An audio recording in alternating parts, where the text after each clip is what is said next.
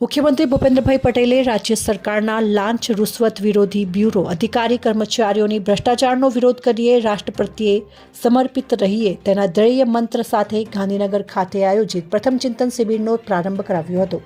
મુખ્યમંત્રીએ જણાવ્યું હતું કે વડાપ્રધાન નરેન્દ્ર મોદીએ ભ્રષ્ટાચાર સામે મક્કમતાથી જન આંદોલન ઉપાડ્યું છે અને ભ્રષ્ટાચારીઓ સામે ઝીરો ટોલરન્સનો તેમનો ધ્યેય પણ સાકાર થઈ રહ્યો છે।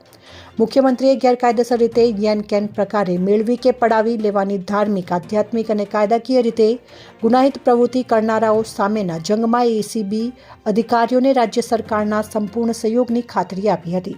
આ અવસરે મુખ્યમંત્રીના વરદ હસ્તે રાજ્યની સ્કૂલના બાળકોને પણ ભ્રષ્ટાચાર વિરોધી અભિયાન બાબતે જાગૃત કરવાના હેતુથી લાંચ રૂશ્વત વિરોધી બ્યુરો દ્વારા સતર્કતા સપ્તાહ અંતર્ગત ભ્રષ્ટાચારની ખોલોપોલ વિષય પર આયોજિત નિબંધ સ્પર્ધાના વિજેતા વિદ્યાર્થીઓનું સન્માન કરવામાં આવ્યું હતું। અહેવાલ અસમ ભગોરા લીમખેડા દાહોદ।